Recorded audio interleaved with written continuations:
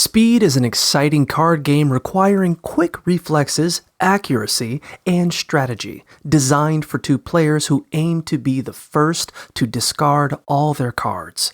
Players start by shuffling a standard 52-card deck, dealing 20 cards to each player, and creating 4 middle piles for play. Each player maintains a 5-card hand drawn from their remaining cards.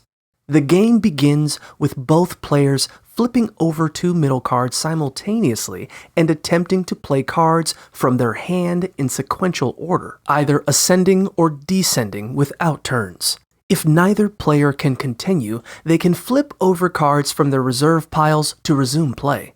The game ends when one player successfully discards all their cards, prompting them to shout, "Speed!" Variations include allowing doubles, playing multiple cards at once, using jokers as wild cards, or expanding the game to accommodate more players by adding additional middle piles.